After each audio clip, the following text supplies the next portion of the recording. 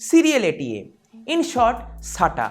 2003 से हम इस इंटरफेस को हमारे कंप्यूटर्स के ऊपर हम यूज़ करते हुए आ रहे हैं। मेनली सेकेंडरी स्टोरेज डिवाइसेस जैसे कि हार्ड ड्राइव, एसएसडीज या फिर ऑप्टिकल ड्राइव्स को हमारे कंप्यूटर्स के मदरबोर्ड के साथ कनेक्ट करने के लिए, इंटरनली कनेक्ट करने के लिए हम इस इंटरफेस को यूज़ करते हैं। ऑल्दो 2003 से लेके आज तक इस इंटरफेस में काफ़ी सारे इंप्रूवमेंट हुई है, इसकी अलग अलग रिविजन्स आए हैं, जो कनेक्टर है, जो स्पीड है, उसमें भी हमें काफ़ी सारा इंप्रूवमेंट देखने को मिला है। तो आइए आज की इस वीडियो में बात करते हैं इस इंटरफेस को लेके, इसकी स्पीड को लेके और इसके डिफरेंट रिविजन्स को लेके। हेलो दोस्तों, मेरा नाम है शोमजीत, आप देख रहे हैं किसम यूट्यूब चैनल। चलिए दोस्तों आज की इस वीडियो को शुरू करते हैं। जैसा कि आप सभी जानते हो कि सीरियल एटीए से पहले हम यूज करते थे पैरेलल एटीए, इन शॉर्ट पाटा। यहाँ पे अगर आपके पास बहुत ही पुराना कोई मशीन है, बहुत ही पुराना कोई कंप्यूटर है, तो वहाँ पे शायद आपने एक 40 पिन का इतना बड़ा एक कनेक्टर देखा होगा। आप यहाँ पे इमेज में देख सकते हो, काफ़ी बड़ा यहाँ पे बल्कि कनेक्टर होता था और एक रिबन केबल होता था, जिसके ज़रिए हम यहाँ पे हमारे हार्ड ड्राइव्स को मदरबोर्ड के साथ कनेक्ट करते थे। और इस इंटरफेस की जो थियोरेटिकली मैक्सिमम स्पीड है वो है 133 मेगाबाइट पर सेकेंड। ऑब्वियसली यहाँ पे स्पीड सुन के शायद आपको लग रहा होगा कि जी हाँ, यहाँ पे स्पीड तो बहुत ज़्यादा है, पर यहाँ पे प्रैक्टिकली जब आप अपने ड्राइव्स को कनेक्ट करोगे मदरबोर्ड के साथ, वहाँ पे आपको इतना स्पीड नहीं मिलेगा। और एक बात है, उस समय जो हार्ड ड्राइव्स अवेलेबल थे वहाँ पे इतना स्पीड अचीव कर पाना भी थोड़ा सा मुश्किल होता था। मैं उस समय की बात कर रहा हूँ जिस टाइम पे पैरेलल एटीए यूज़ होता था, पर आजकल बहुत सारे हार्ड ड्राइव्स में यहाँ पे इससे ज़्यादा ही स्पीड मिलता है। तो पैरेलल एटीए में स्पीड की जो ये लिमिटेशन थी, इसको दूर किया गया सीरियल एटीए के साथ। पैरेलल एटीए में जो डेटा की ट्रांसमिशन की जाती थी वो पैरेलली की जाती थी। इससे क्या होता था कि क्रॉस टॉक या फिर यूँ कह लो इंटरफेरेंस बढ़ जाता था, जिससे स्पीड भी अफेक्टेड होती थी और यहाँ पे डेटा की करप्शन रेट भी बढ़ जाता था। यहाँ पे अगर हम बात करें दूसरी तरफ सीरियल एटीए की, तो यहाँ पे सीरियली डेटा की ट्रांसमिशन की जाती है, तो यहाँ पे स्पीड भी हम ज़्यादा अचीव कर सकते हैं, फ्रीक्वेंसी बढ़ा के स्पीड को भी हम यहाँ पे अचीव कर सकते हैं ज़्यादा, और डेटा की करप्शन रेट भी यहाँ पे घटाना पॉसिबल है।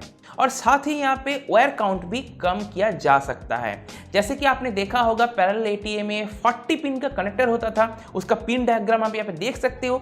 दूसरी तरफ यहाँ पे अगर मैं बात करूँ सीरियल एटीए की, तो यहाँ पे जो कनेक्टर है वो काफ़ी छोटा है और काफ़ी कम पिन यहाँ पे यूज़ की जाती हैं।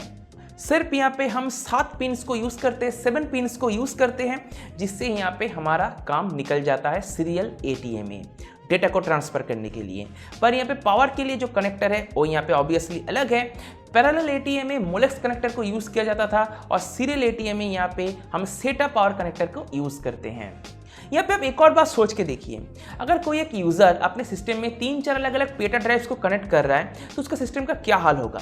उसमें बिल्कुल भी एयर फ्लो ठीक से नहीं होगा, जो केबल में से बहुत ज़्यादा बढ़ जाएगा। पर सीरियल एटीए में ऐसा नहीं होगा। इसका जो केबल्स है वो काफ़ी पतला है, जो डेटा कनेक्टर है, जो डेटा केबल है वो काफ़ी पतला है चौड़ाई में। और दूसरी तरफ पेटा की अगर मैं बात करूँ तो उसका चौड़ाई बहुत ज़्यादा है, तो एयर फ्लो भी यहाँ पे हैम्पर होगा पेटा के साथ, पर सेटा के साथ ऐसा नहीं होगा, वो काफ़ी कम होगा।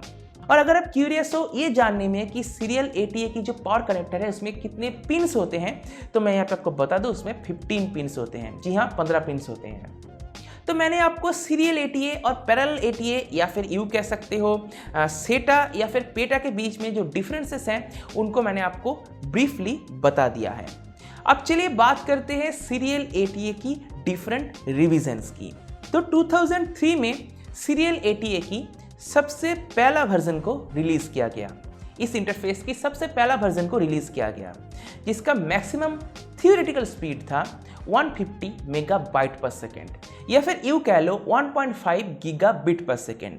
अब इस स्पीड की वजह से हार्ड ड्राइव्स की जो बॉटलनेकिंग है वो यहाँ पे थोड़ा सा कम हुआ, पर यहाँ पे जो इस इंटरफेस की जो प्रॉब्लम रही वो है इसका कनेक्टर। जो यहाँ पे साटा कनेक्टर यूज़ किया जाता था वो काफ़ी वीक था, वो इजीली उखड़ जाता था और काफ़ी तरह अलग अलग प्रॉब्लम्स होते थे। यहाँ पे बहुत बार कनेक्टर ढीला हो जाता था, या फिर जो आप यहाँ पे प्लग इन कर रहे हो सॉकेट में, जो साटा सॉकेट है उसमें जब आप प्लग इन कर रहे हो ढीला हो जाता था, वो अचानक निकल जाता था, तो अलग अलग प्रॉब्लम्स होते थे। तो इन्हीं प्रॉब्लम्स का सॉल्यूशन किया गया इसके अगले रिवीजन में, और साथ ही यहाँ पे जो स्पीड है उसको भी यहाँ पे डबल कर दिया गया। बाय द वे, साटा की सबसे पहले रिवीजन में यानी कि साटा 1.0 में NCQ या फिर नेटिव कमांड क्यूइंग की सपोर्ट नहीं होती थी।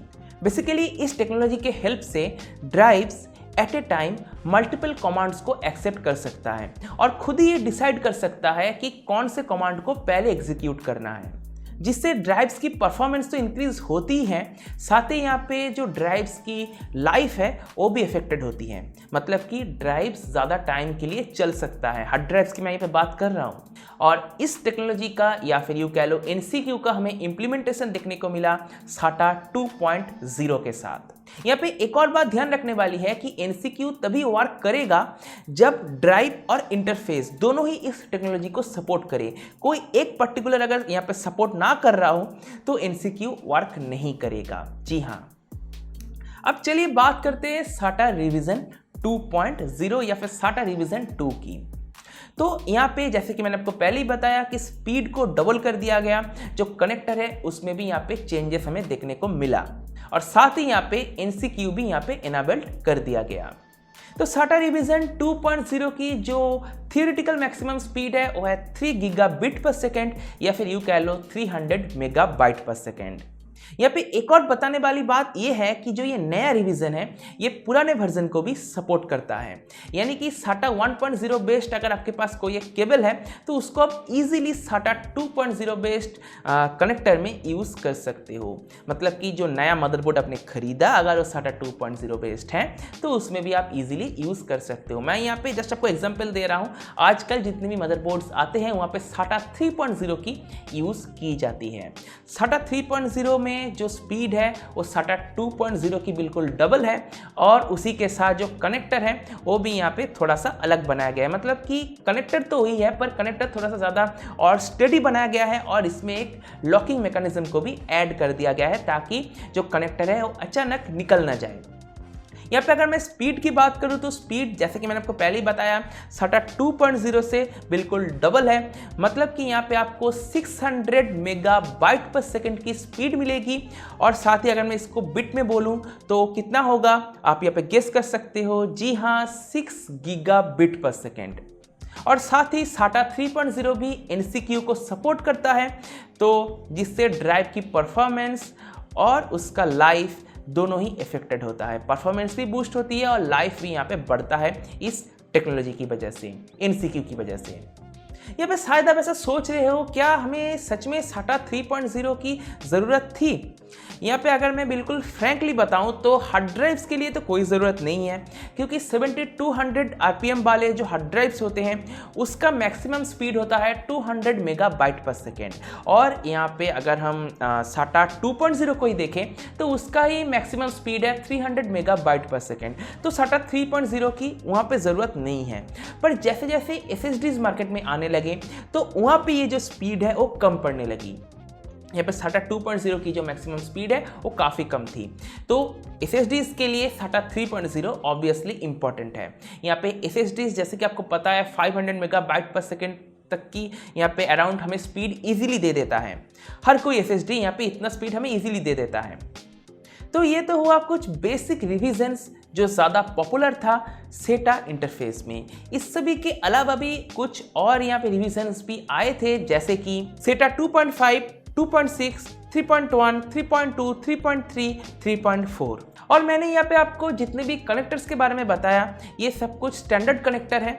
इन सभी के अलावा भी यहाँ पे हम हमारे लैपटॉप्स में जनरली मिनी सेटा को यूज़ करते हैं या फिर इन शॉर्ट M सेटा को यूज़ करते हैं। और ये मैं बात कर रहा हूँ लैपटॉप्स में हार्ड ड्राइव को कनेक्ट करने के लिए। और जो ऑप्टिकल ड्राइव्स होते हैं इनको कनेक्ट करने के लिए हम सेटा की स्लिम लाइन कनेक्टर को यूज़ करते हैं। बेसिकली यहाँ पे 12 वोल्ट की कोई भी रेल नहीं होती है, सिर्फ 5 वोल्ट रेल ही यहाँ पे मौजूद होती है सेटा की स्लिम लाइन कनेक्टर के ऊपर। जिस वजह से इस कनेक्टर की, मैं यहाँ पे पावर कनेक्टर की बात कर रहा हूँ, पावर कनेक्टर की पिन काउंट 15 से गिर के हो जाती है 6। जी हाँ, पर यहाँ पे जो डेटा कनेक्टर है उसमें पिन काउंट बिल्कुल सेम रहता है, पर जो पावर कनेक्टर है इसमें ही सिर्फ चेंजेस होते हैं, 15 से गिर के हो जाता है 6। अब मुझे आपसे सेटा से जुड़ी मदरबोर्ड से रिगार्डिंग कुछ बातों को लेकर डिस्कस करना है। अगर आपके पास कोई एक पुराना मदरबोर्ड है, उसमें अगर सेटा 1.0 या फिर सेटा 2.0 अवेलेबल है, तो अगर यहाँ पे आप चाहते हो कि आपके मदरबोर्ड भी सेटा 3.0 भी अवेलेबल हो, तो आपको मदरबोर्ड को रिप्लेस करने की कोई ज़रूरत नहीं है। यहाँ पे तरह तरह के एड ऑन कार्ड्स आते हैं, जिनको आप अगर पीसी एक्सप्रेस स्लॉट में कनेक्ट कर देते हो तो आपको सेटा 3.0 की भी सपोर्ट मिल जाएगी। तो आपको कोई मदरबोर्ड में अलग से इन्वेस्ट करने की कोई ज़रूरत नहीं है। तो इसी के साथ इस वीडियो को मैं यहीं पे समाप्त करता हूँ। मुझे उम्मीद है आपको वीडियो पसंद आया होगा। अगर वीडियो पसंद आया तो वीडियो को लाइक कीजिए, अपने दोस्तों के साथ शेयर कीजिए। अगर आपके मन में कोई सवाल है तो मुझसे कमेंट सेक्शन में बेझिझक पूछ सकते हो। अगर आपने इस चैनल को अभी तक सब्सक्राइब नहीं किया तो सब्सक्राइब कर लीजिए। सब्सक्राइब करने के साथ साथ जो नोटिफिकेशन बेल है उसको भी जरूर टैप कर दीजिएगा। इससे होगा कि चाहे मैं कोई नया वीडियो अपलोड करूँगा तो नोटिफिकेशन मिल जाएगी। तो इसी के साथ इस वीडियो को मैं साथ करता हूँ। दोस्तों आपका बहुत बहुत धन्यवाद। Good bye.